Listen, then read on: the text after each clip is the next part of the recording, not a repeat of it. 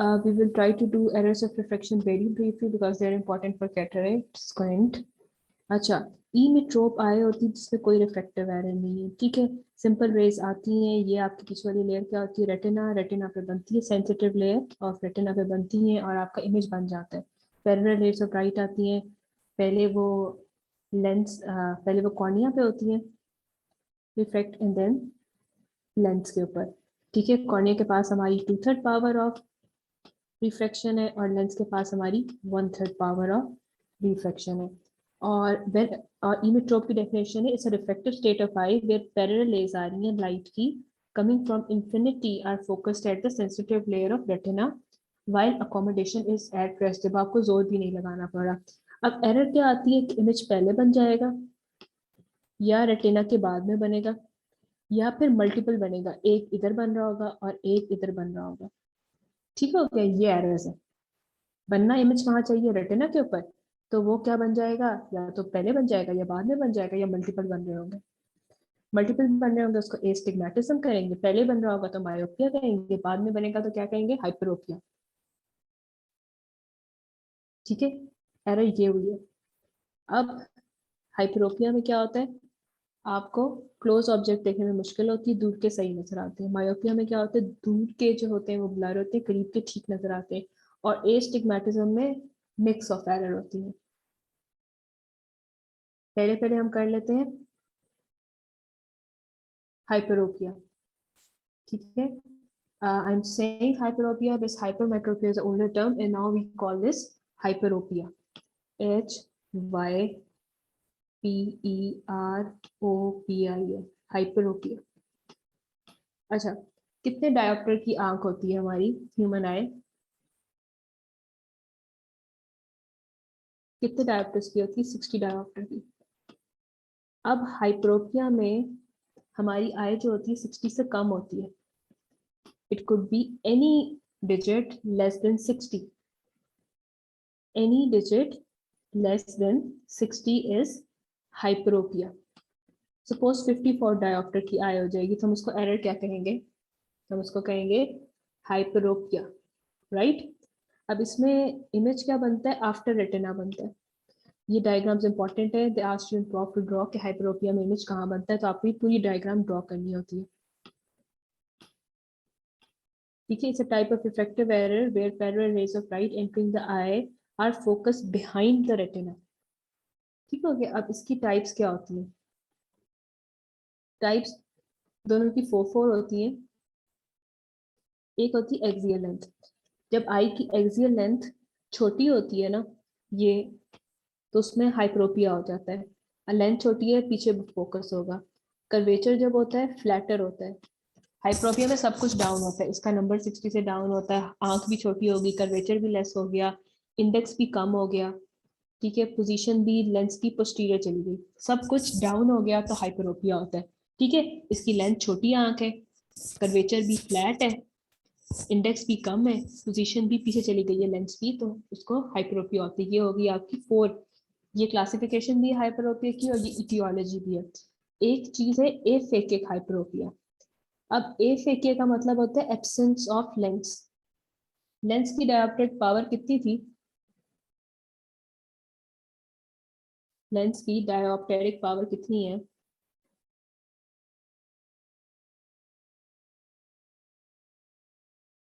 Sixty. तो ए fake किया हो गया, 60 में से -45 कर दो, कितने बच गए,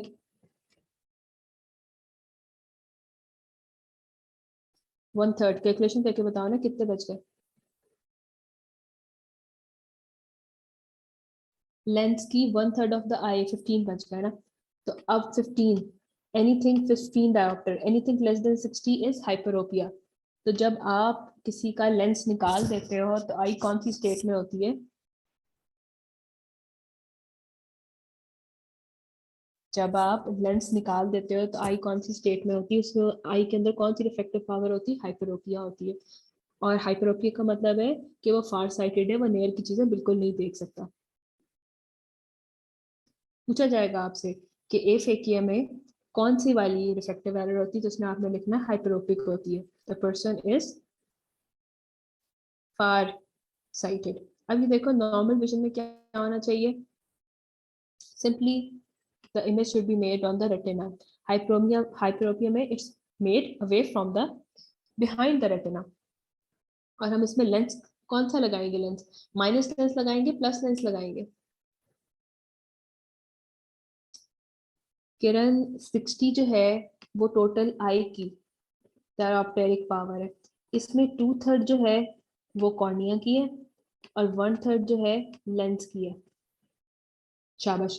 प्लस लेंस क्यों लगाना है, क्योंकि हमने 60 करना है। If I am 45 degree hyperopic, मुझे कितना प्लस लेंस लगाओगे कि मुझे नॉर्मल कर दो, मुझे ई में ड्रॉप कर दो। शाबाश, मैविश इज राइट। +15 का मुझे लगाओगे, इसके आगे प्लस भी लिखो, +15 का, ठीक है, +15 का लेंस लगाओगे मुझे।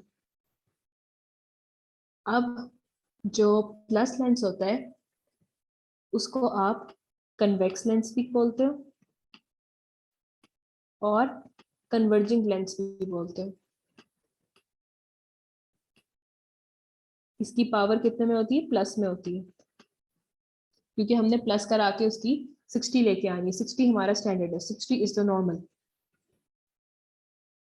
आगे आ जाओ, क्लिनिकल फीचर्स क्या आएंगे, जब वो पेशेंट जो होगा एस्थेनोपिक स्ट्रेन, आई स्ट्रेन सिम्टम्स होंगे, जब वो आगे नेयर वर्क करेगा, ठीक है, जब रीडिंग करेगा या फिर रात को जब थक जाएगा अकोमोडेशन उसकी आई से जोर लगा लगा के, तो क्या होगा, फ्रंटल हेडेक होगा, वाटरिंग होगी और माइल्ड फोटोफोबिया होगा, टायर्डनेस होगी ना, सिलरी बॉडी कॉन्टेक्ट नहीं कर सकेगी, उसका करीब का नहीं देख सकेगी। और इसमें स्क्विंट कौन सा होगा, कन्वर्जेंट स्क्विंट होगा। कन्वर्जेंट स्क्विंट का मतलब होता है ये नाक होगी, आंखें इस तरफ आई होंगी जोर लगा लगा के, ठीक है। और कन्वर्जेंस स्क्विंट तब होगा जब आपका अबव 5 हाई हाइपरमेट्रोप होगी, 5 की एरर आई होगी। हाइपरोपिया में कन्वर्जेंट स्क्विंट होगा क्योंकि आप करीब की चीजें नहीं देख सकते, इसलिए जोर लगा लगा के आंखें करीब की चीज की तरफ, जब आप करीब की चीज देखते हैं तो आपका लेंस कन्वर्ज करता है ना, लेंस कह रही हूँ आपके आइज कन्वर्ज करती हैं जब करीब की चीजें देखनी होती हैं, और दूर की देखनी होती है तो डाइवर्ज करते हैं। अबव +5 मीन्स हाइपरोपिक, इतना हाइपरोपिया है कि उसको आपको +5 डायोप्टर लगाना पड़े।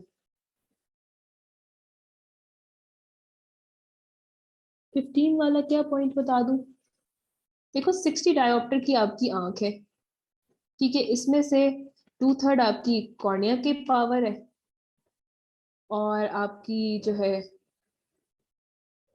1/3 जो है आपकी लेंस की पावर है। तो लेंस की पावर 15 बन गई और 45 किसकी बन गई, कॉर्निया की। आप समझ आइए।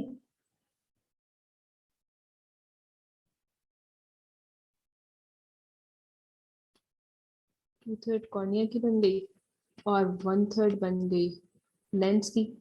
जब लेंस को रिमूव कर दोगे कितनी पावर बच जाएगी, 45 बन जाएगी। Anything less than 60 dioptre is hyperopia. Hyperopia में हम प्लस लेंस लगाते हैं क्योंकि हमने 60 की तरफ लेके जाना है। कौन सा वाला स्क्विंट होता है, सारा एमसीक्यूज के पॉइंट है, कौन सा वाला स्क्विंट होता है, कन्वर्जिंग स्क्विंट होता है, क्योंकि आप जोर लगा लगा के करीब देखना चाहते हैं। और स्क्विंट हमेशा जो होता है रिफ्रैक्टिव एरर के साथ जो एसोसिएटेड होता है वो हायर एरर पे होता है। जब +5 से या उससे ज्यादा का स्क्विंट होगा, ठीक है, उससे ज्यादा की सॉरी रिफ्रैक्टिव एरर होगी, हाइपरोपिया होगा +5 का, तब जाके स्क्विंट होगा। अब जब आप उसमें साइंस का चेक करोगे, विजुअल एक्टिविटी रिड्यूस होगी, आई बॉल का साइज नॉर्मल हो सकता है या स्मॉल हो सकता है, कॉर्नियल डायमीटर स्मॉल होगा। और ए स्कैन होता है एक्सियल लेंथ देखते हैं, तो हाइपरोपिया में एक्सियल लेंथ छोटी होगी, आई की बहुत छोटी होती है। यस, 60 से कोई भी नंबर कम आएगा तो हाइपरोपिक होगा पेशेंट। अब डायग्नोसिस हम कैसे करते हैं रिफ्रैक्टिव एरर का, रेटिनोस्कोपी पे देखते हैं। अच्छा, रेटिनोस्कोपी मिसनोमर है, ऑल्दो ये रेटिनोस्कोपी है, it is used to not see retina, it is used to measure refractive error. तो हम रेटिना किस इंस्ट्रूमेंट से देखते हैं, रेटिना हम किस इंस्ट्रूमेंट से देखते हैं? ऑप्थेल्मोस्कोप से देखते हैं। और रेटिनोस्कोप से हम क्या देखते हैं? Refractive error. R for retinoscope, R for refractive error. और छोटी आई क्यों होगी? देखो बात ये है, 4 कॉजेस हैं और 4 टाइप्स, वही कॉजेस हैं और वही टाइप्स हैं हाइपरोपिया की। एक है आई बॉल छोटी। जब आई बॉल छोटी है तो इमेज जाके पीछे बन रहा है, हाइपरोपिया। दूसरा कि उसका कर्वेचर फ्लैट है, तब हाइपरोपिया। रिफ्रैक्टिव इंडेक्स कम है, तब हाइपरोपिया। और क्या कॉज है हाइपरोपिया की? एक आईबॉल छोटी, एक रिफ्रैक्टिव इंडेक्स कम, एक कर्वेचर फ्लैट। और क्या कॉज है हाइपरोपिया की? यस, एक लेंस जब पोस्टीरियरली डिसलोकेट हुआ हुआ। आई बॉल कैसे छोटी होती है ये देखो, सबकी एक जैसी आई बॉल होती है। ये आपकी आई बॉल होगी, यहाँ से लेके यहाँ तक इसकी एक्सियल लेंथ में ये करो, जिसकी छोटी होगी वो हाइपरोपिक होता है, जिसकी एक्सियल लेंथ ज्यादा होती है वो मायोपिक होता है। आंखें छोटी नहीं होती, जिसकी आंखें छोटी होती है वो हाइपरोपिक है, जिसकी ज्यादा होती है वो मायोपिक होता है, जिसकी कम होती है वो हाइपरोपिक होता है।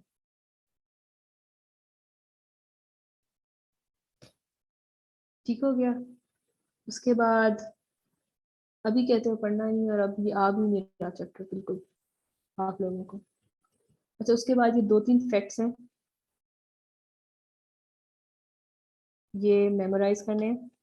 जब बेबी पैदा होता है ना तो वो हाइपरोपिक होता है, और 2.5 to 3 डायोप्टर्स का हाइपरोपिया होता है इसको। ठीक हो गया? जब बेबी पैदा होता है तो इसीलिए जब बेबी के कॉट के ऊपर क्या करते हैं, हम खिलौने हैंग करते हैं, क्योंकि वो फार साइटेड होता है, वो नियर चीजें नहीं देख सकता, और उसकी वॉल पे हम स्टार्स लगाते हैं। झूले के ऊपर वॉल पे स्टार्स लगाते हैं क्योंकि वो फार साइटेड होता है, वो नियर की चीजें नहीं देख सकता।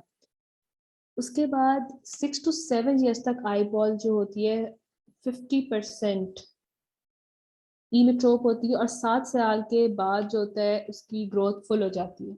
फुल हो जाती का मतलब है 60 डायोप्टर्स हो जाती है, आई बॉल की लेंथ इंक्रीज करके। बच्चा जब पैदा होता है तो आईज छोटी होती है ना, तो छोटी होती है तो कौन सी वाली एरर हो गई? हाइपरोपिया होता है और फार साइटेड होता है। फिर वो बड़ा होता जाता है, 7 ईयर में जाके पूरे 60 डायोप्टर्स को अचीव कर लेता है, और साइज आई की ग्रोथ का कंप्लीट हो जाता है। अब कुछ लोगों का वो साइज कंटिन्यू करता जाता है एज के साथ, तो कौन सी एरर होगी? आंख बड़ी होती गई, कौन सी एरर होगी? मायोपिया में कन्वर्ट हो जाता है वो। ठीक हो गया?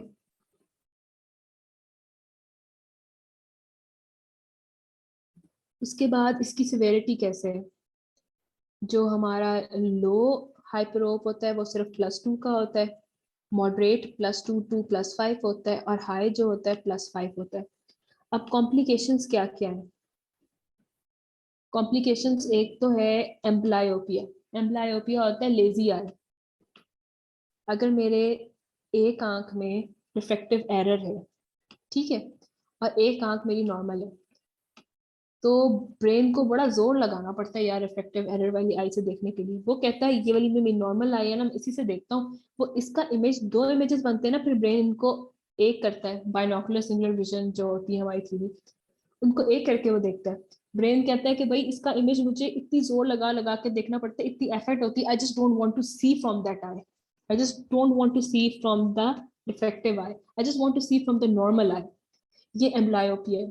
ब्रेन कहता है ये लेजी आई है and I don't want to see, वो उसका इमेज परसीव करना छोड़ देता है। तो जब एरर वाली अगर यूनिलेटरल हाइपरोपिया है और हाई डिग्री का है, हाई डिग्री का मतलब हो गया +5 डायोप्टर्स का, तो लेजी आई वो डेवलप हो जाती है। दूसरी कॉम्प्लिकेशन है स्क्विंट। स्क्विंट कौन से टाइप का होता है हाइपरोपिया में?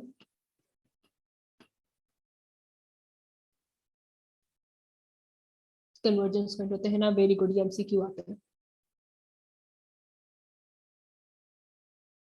उसके बाद इसका ट्रीटमेंट, ट्रीटमेंट किससे करेंगे? प्लस लेंस से। लिटरली ये प्लस लेंस को आप क्या कहते हो? Converging lens, convex lens. ठीक है, एक ट्रीटमेंट तो हमारे पास होगी कि आप सिंपल उस पेशेंट को ग्लासेस लगा दो। दूसरी होगी कॉन्टेक्ट लेंस लगा दो। तीसरी हमारे पास ऑप्शन आ जाती है सर्जरी की।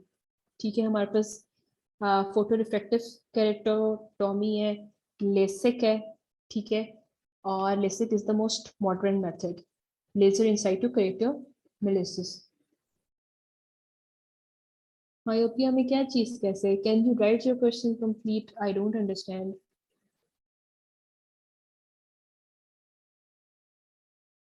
Myopia में कैसे क्या चीज? It's written very incompletely. अच्छा, अब हम करने लगे myopia. Myopia is near sighted, इनको करीब का ज्यादा अच्छा नजर आता है. अब इसमें इमेज क्या होता है? इन फ्रंट ऑफ रेटिना बनता है. Is a type of refractive error where parallel rays entering the light are focused in front of retina. आपने कहा बड़े होके मायोपिया में कन्वर्ट हो जाएगी. मैं बताती हूँ कैसे. देखो, आपकी नॉर्मल कितनी है? 60 डायोप्टर्स है. अब मायोपिया में क्या होता है? Anything above 60 is myopia. This is normal. अब सपोज 62 डायोप्टर होगी किसी की आंख, तो क्या चीज है? क्या उसका रिफ्रैक्टिव एरर है?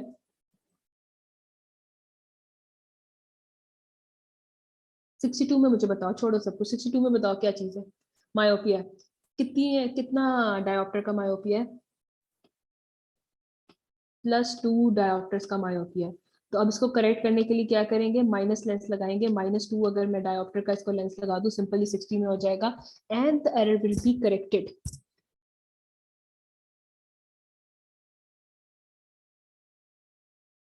ठीक है, and the error will be corrected. अब मायोपिया में I is more than 60 dioptre.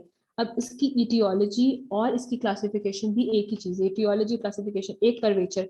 अब इसमें सब कुछ इंक्रीज हो जाएगी 60 से. इसका कर्वेचर ज्यादा है. कॉर्निया और लेंस का एक्सियल मायोपिया में क्या है? लेंथ ज्यादा है इनकी. आईबॉल की एक्सियल लेंथ, एक्सियल लेंथ ऐसे मेजर करते हैं, यहाँ से लेके यहाँ तक इनकी ज्यादा होती है. इंडेक्स भी इनका ज्यादा होता है. पोजीशन में क्या होता है? लेंस इंटीरियरली डिस्प्लेस हो गए, इसीलिए image in front of retina बन रहा है, नॉट ऑन रेटिना. यस. नहीं, सर्जरीज के सिर्फ नेम्स लेके आने, कोई डिटेल्स नहीं करनी. अच्छा, अब टाइप है कंजेनिटल मायोपिया होता है. It might be present at birth. ठीक है, एंड इट्स यूजुअली स्टेशनरी. और इसमें होना तो डाइवर्जेंट स्क्वेंट चाहिए. अगर एडल्ट लाइफ में होता है,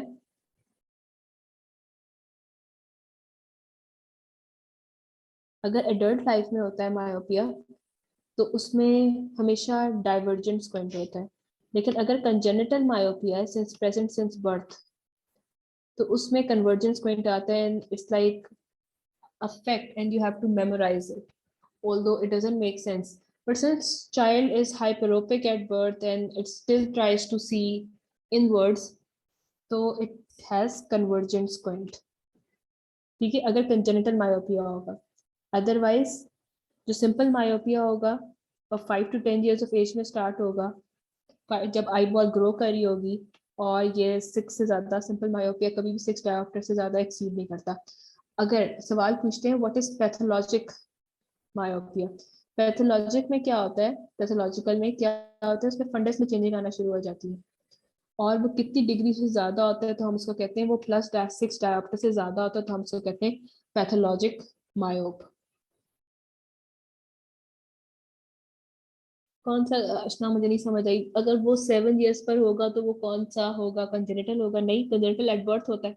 कोई भी चीज जो आपको लिखा हुआ आ जाए एट बर्थ, तो वो होती है कंजेनिटल. उसके बाद कोई चीज कंजेनिटल नहीं हो सकती. अच्छा, अब आपको 2-3 बातें बतानी है. मायोपिया हो रहा है इसलिए क्योंकि आई बॉल का साइज इंक्रीज होता चला जा रहा है.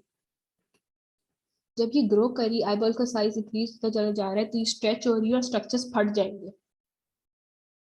ठीक है, सिंस ये इलोंगेट हो रही है, स्क्लेरा स्ट्रेच करेगा, रेटिना स्ट्रेच करेगा. इन लोगों में मायोपिया में रेटिनल डिटैचमेंट के चांसेस होते हैं. अब जब नेक्स्ट में रेटिनल डिटैचमेंट कराऊंगी, तो उसमें जब मायोपिया फैक्टर आना चाहिए, तो यू शुड रिमेंबर, इसलिए क्योंकि आई बॉल की लेंथ इंक्रीज हो रही है और वो खिंच जाता है. रेटिना खिंच जाता है इनमें. They are prone, myopes are prone to retinal detachment. 7 years पे ग्रोथ स्टॉप नहीं हुई तो कौन सा हो गया? तो सिंपल मायोपिया हो गया. देखो, हमारी आई बॉल जो है 60 डायोप्टर्स कब करती है अटेन? 6 to 7 years में। अगर वो स्टॉप ही ना हो उसकी ग्रोथ और वो कंटिन्यू करती रहे तो विच error will be?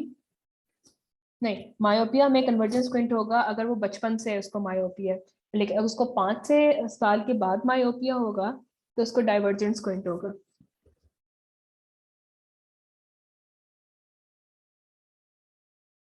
Simple myopia में डाइवर्जेंस क्विंट होगा, बस एक ये एनॉमली है कि अगर बचपन से मायोपिया तो उसमें भी कन्वर्जेंस क्विंट होगा, अदरवाइज मायोपिया में डाइवर्जेंस क्विंट होता है।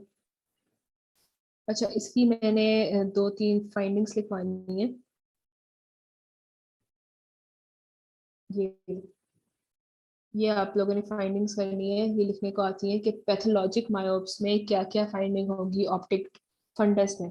ऑप्टिक डिस्क में आपको नजर आएगा टेम्पोरल क्रीसेंट, ठीक है, सुपरल ट्रैक्शन नेजल क्रीसेंट और posterior स्टेफिलोमा।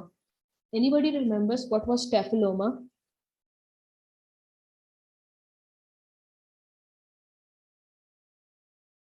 Staphyloma, staphyla staphyla staphyloma था। इनके नेम होते हैं इस bulge like growth like structure, name होते हैं जहाँ पे ये ओरिजिनेट करते हैं। आगे ओरिजिनेट करता था तो इंटीरियर स्टेफिलोमा था और it was due to corneal ulcer. और अगर पोस्टीरियरली ओरिजिनेट करेगा तो उसको पोस्टीरियर करेंगे। It can also originate on equator, ठीक है। जो मायोप्स होते हैं उनमें पोस्टीरियर स्टेफाइलोमा बनता है क्योंकि स्क्लेरा जो होता है वो थिन आउट हो रहा होता है तो बल्ज कर जाता है। ये देखो, इनमें पोस्टीरियर होता है। इंटीरियर हमने किया था कॉर्नियल अल्सर में होता है, पोस्टीरियर इसमें होता है क्योंकि स्क्लेरा थिन आउट कर रहा होता है, एक्सीलेंस खिंची चली जा रही होती है तो ये ग्लोब लाइक स्ट्रक्चर बन जाता है इनमें। अच्छा, और एक और बात बतानी है। ये देखो, ये हो गई आपकी, ऐसे करके एग्जिट होती है ना ऑप्टिक नर्व। यहाँ पे स्क्लेरा पड़ा होता है लेकिन इसमें होल्स होते हैं जिसको लेमिना क्रेबरोसा कहते हैं। ऊपर आ जाती है sensory layer of retina and retina pigment epithelium. यहाँ से ये सिक्लेरा थिन होने लग जाती खिंच खिंच के इनमें, तो it can also bulge out, ठीक है। और यहाँ पे सिंस थिनिंग हो रही होती है, a temporal crescent develops जहाँ पे retinal pigment epithelium fail to extend up to temporal border of the disc. ये देखो, ऐसे करके एग्जिट कर रही होती है ना ऑप्टिक नर्व। ऊपर पड़ा हुआ स्क्लेरा, स्क्लेरा में होल होते हैं लेमिना क्रेवियोसा। ऊपर आपकी रेटिनल लेयर्स हैं। इधर क्या होता है, रेटिनल पिगमेंट एपिथेलियम खत्म होने लग जाती है तो टेम्पोरल क्रीसेंट नजर आता है ऑप्टिक डिस्क में, सुप्राट्रैक्शनल नेजल क्रीसेंट नजर आता है, पोस्टीरियर स्टेफिलोमा बन जाता है जो बल्ज हो जाता है थिनिंग की वजह से, क्लेरा का आगे से ट्रैक्शन हो रही खिंच रहा है। और मैक्यूला पे डिजेनरेटिव चेंजेस आ जाती हैं, फुक स्पॉट्स बन जाते हैं जो कि हैं आपके इंट्राकोराइडल हेमरेजेस, खिंचने की वजह से वहां पे हेमरेजेस बन जाते हैं। और पेरिफेरल फंडस चेंजेस में टेयर्स नजर आने लग जाते हैं, होल्स और टेयर्स हो जाते हैं। जहाँ पे ऑप्टिक नर्व है वहां पे क्या हो रहा है, बल्जिंग हो रही है, टेम्पोरल क्रीसेंट बन रहा है, ठीक है। साथ ही मैक्यूला पड़ा होता है। मैक्यूला पे क्या आपको नजर आ रहे हैं, हेमरेजेस और ब्लीच नजर आ रहे हैं, और बाकी का जो फंडस है उसमें होल्स और टेयर्स हो गए। ये होता है पैथोलॉजिकल मायोप्स में। ये देखो, जो फर्स्ट टू स्पॉट्स होते हैं ना वो इंट्राकोराइडल हेमरेजेस होते हैं। समझ आइए कुछ, या इज इट मिक्स्ड अप?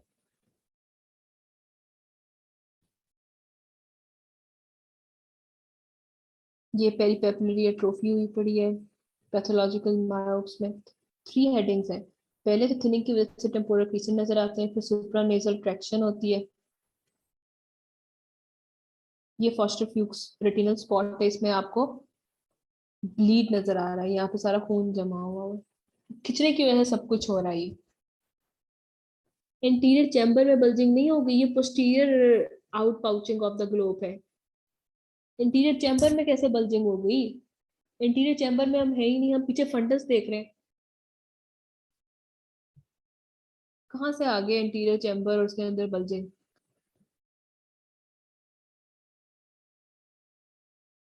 ये देखो, मैंने पढ़ाया था स्टेफला स्टेफलोमा स्टेफलोमा। इसमें क्या होता है, ग्लोब लाइक बल्जिंग होती है। इंटीरियरली जब होती है तो वो क्या हो रही थी, कॉर्नियल अल्सर में हो रही थी। इनका नाम इंक्यूबेशन से होती है। जब पोस्टीरियर हो रही है तो वो क्या हो रही है, स्क्लेरर थिनिंग की वजह से हो रही है। और स्क्लेरा थिन क्यों हो रहा है इधर, पैथोलॉजिकल मायोप्स में आई बॉल खिंच खिंच के बड़ी हो रही है। ये देखो इधर, उसने दिखाया हुआ पोस्टीरियर स्टेफाइलोमा।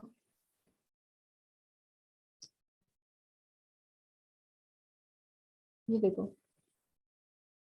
ये देखो पोस्टीरियर दिखाया हुआ इसने यहाँ पे।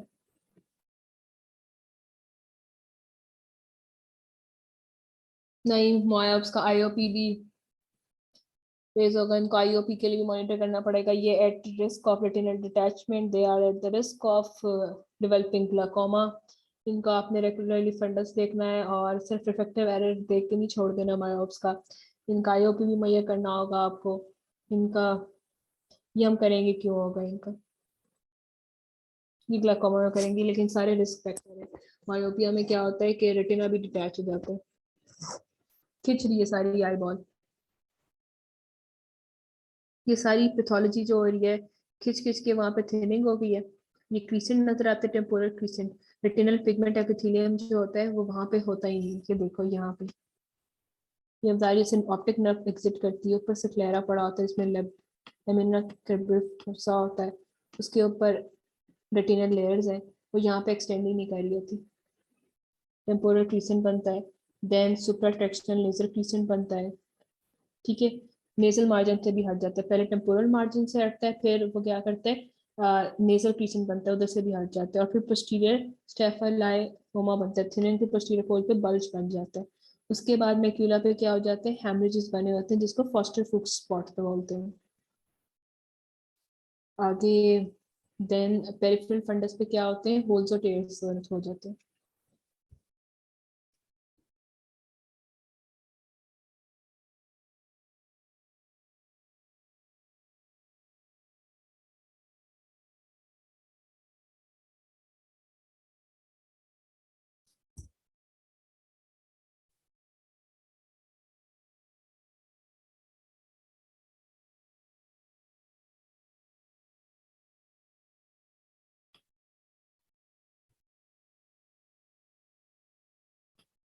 इसके बाद अब आप क्या करोगे, इसका एग्जामिनेशन कैसे करना है, इसकी पहले कॉम्प्लिकेशंस कर लेते हैं। कॉम्प्लिकेशंस क्या क्या है, एक तो बनेगा पोस्टीरियर पोस्टीरियर स्टेप। मेरी स्क्रीन बार बार शट डाउन हो रही है।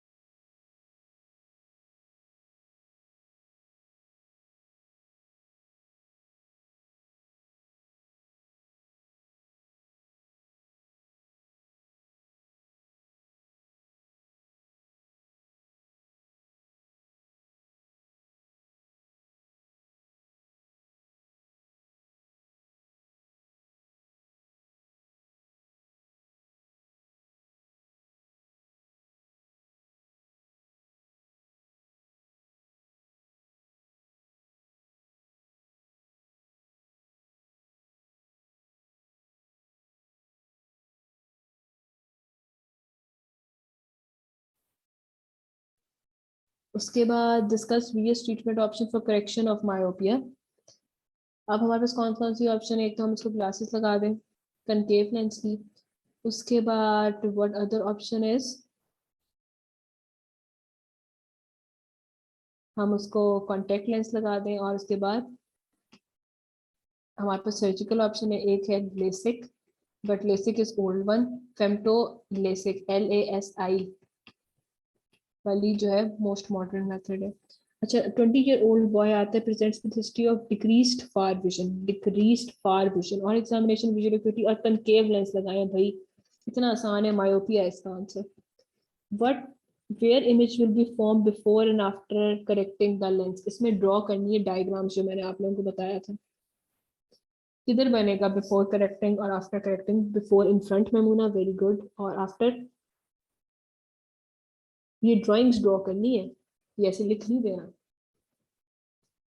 आफ्टर कहाँ बनेगा, ऑन द रेटिना, लोग लिख रहे हैं बिहाइंड द रेटिना, फिर आपका क्या फायदा करेक्ट करने का, बिहाइंड हाइपरोपिया कर दिए। देखो उसने लिखा है कंकेव लेंस लगा हुआ है, डिक्रीज फार विजन है, तो ये मायोपिया है, नियर साइटेड है ना, फार का उसको नजर नहीं आता। बिफोर कहाँ बनेगा उसे, ये देखो बिफोर उसका बनेगा आगे को, ठीक है, यहाँ पे इमेज बनेगा, जो लाइट्स आ रही होंगी वो आगे को बना देंगी, लेकिन जब आप करेक्ट कर दोगे इसको डाइवर्जिंग लेंस लगा के, ये ड्रॉ करो डाइवर्जिंग लेंस लगा के, तो उसका क्या बनेगा, बिल्कुल रेटिना पे यहाँ बनेगा इमेज। अच्छा, name other modalities to correct the vision, एक तो कनकेव लेंस लगा दिया, उसके बाद कॉन्टैक्ट लेंस है हमारे पास स्विच अवेलेबल है।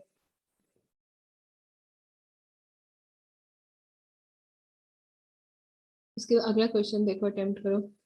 5-year-old child eye is found to have 6/6 vision in the right eye and 6/24 vision on the left eye. 6/6 यानी right eye is बिल्कुल perfect. On anterior and posterior segment examination, the eyes are normal. हर्शबर्ग में state आता है, हर्शबर्ग करते क्यों है हम, manifest squint देखने के लिए। What is the most probable diagnosis,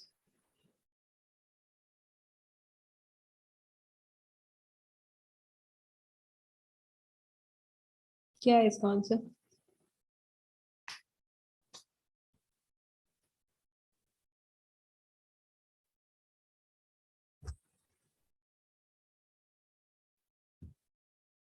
एनाइसोमेट्रोपिया। Astigmatism है, कैसे ये एस्टिग्मेटिज्म है, वो कह this is not astigmatism, it's an isometropia. दोनों आंखों की डिफरेंट रिफ्रैक्टिव पावर, मैंने अभी भी एक्सप्लेन किया है कि एक आंख की 6/6 की हो सकती है और दूसरी वालों में बेशुमार एरर हो सकते हैं, 10 डायोप्टर का भी फर्क हो सकता है दोनों आंखों का। तो ये दो एरर आंखों की डिफरेंट है, तो ये एन आइसोमेट्रोपिया। अब इसकी टाइप होती है सिंपल, जो इस ये एक सिंपल में क्या होता है कि एक आंख में है और दूसरी आंख बिल्कुल नॉर्मल है, तो ये सिंपल एंड आइसोमेट्रोपिया। दूसरी होती है कंपाउंड, ठीक है, कंपाउंड का मतलब होता है दोनों आंखों आंखों में मायोपिया है डिफरेंट एरर्स का, या दोनों आंखों में एरर है हाइपरोपिया लेकिन डिफरेंट एरर्स का। Simple, compound and mixed. Mixed में क्या होता है, एक आंख में हाइपरोपिया होता है, एक आंख में मायोपिया होता है।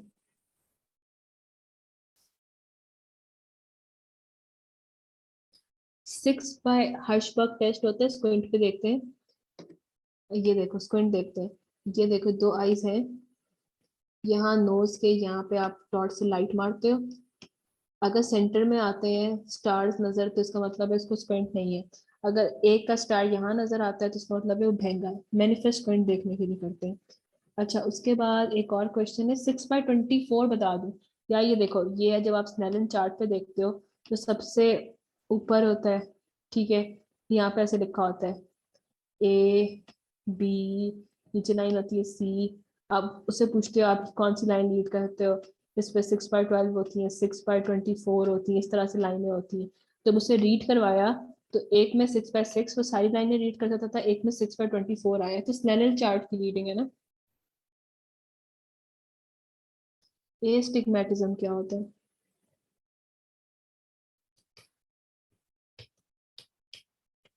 ये देखो, एस्टिग्मेटिज्म होता है एक ही आंख में दो इमेजेस बन रहे हैं, क्योंकि इरेगुलर सरफेस है, या तो कॉर्निया की इरेगुलर सरफेस है या लेंस की इरेगुलर सरफेस है।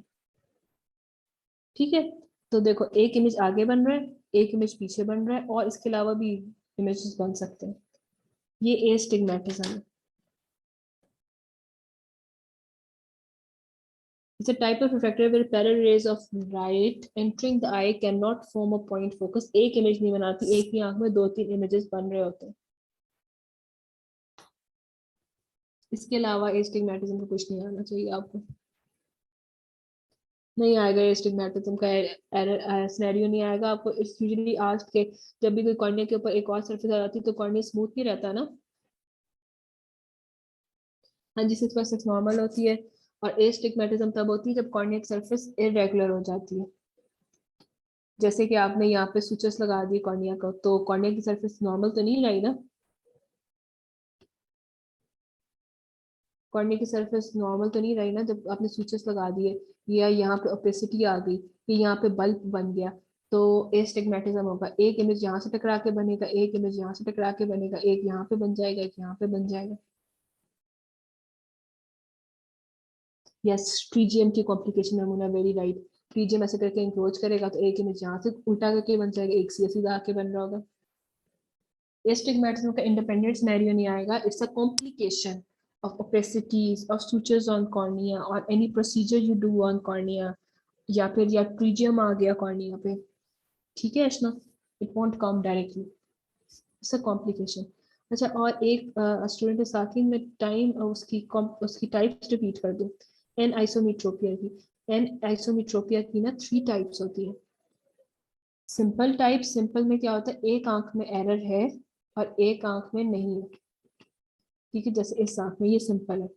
उसके बाद होता है कंपाउंड, दोनों आंखों में एरर है बट ऑफ डिफरेंट नंबर। मेरी एक आंख में 4.5 डायोप्टर्स का लगा हुआ है और एक में 4, तो आई एम एन आइसोमेट्रोपिक बट मैं मायोपिक हूँ, तो ये हो गया कंपाउंड। ये वाला बच्चा जो है ये सिंपल है, एन आइसोमेट्रोपिया। एक होता है मिक्स्ड, उसमें एक बंदे की आंख में मायोपिया है, एक आंख में, दूसरी आंख में हाइपरोपिया, तो वो हो गया मिक्स्ड। टाइप्स एन आइसोमेट्रोपिया की क्लियर है?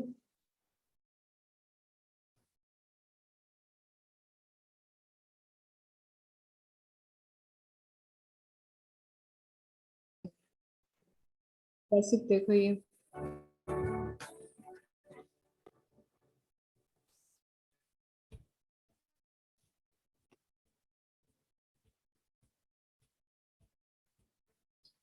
पहले ऑप्टोमेट्रिस्ट होगा, उसका नंबर कैलकुलेट करेगा, रिफ्रैक्टिव एरर निकालेगा। ऑटो रैफ की देखो इसका नंबर कैलकुलेट कर रहे हैं। विजुअल एक्टिविटी होगी, यहाँ पे रीड करेगा, फिर 6/6 करनी है कि 6/9।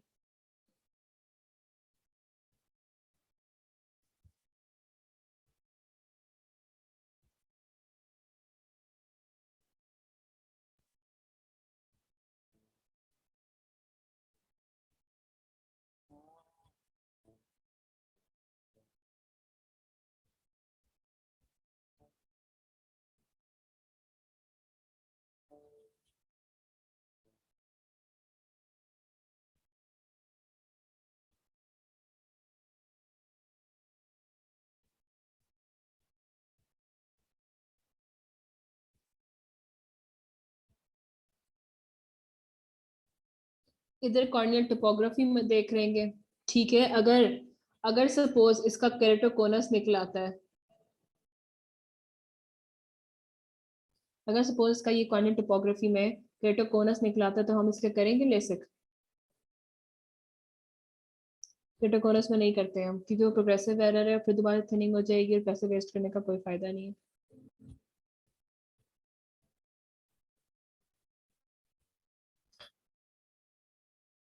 ये देखो फेमटो सेकेंड लेसिक लिखनी है, जो कि लेटेस्ट प्रोसीजर है।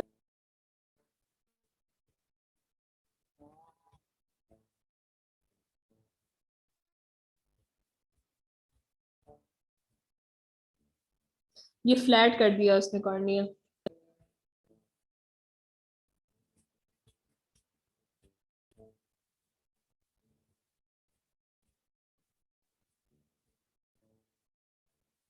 5 minutes का है और we use excimer laser in this.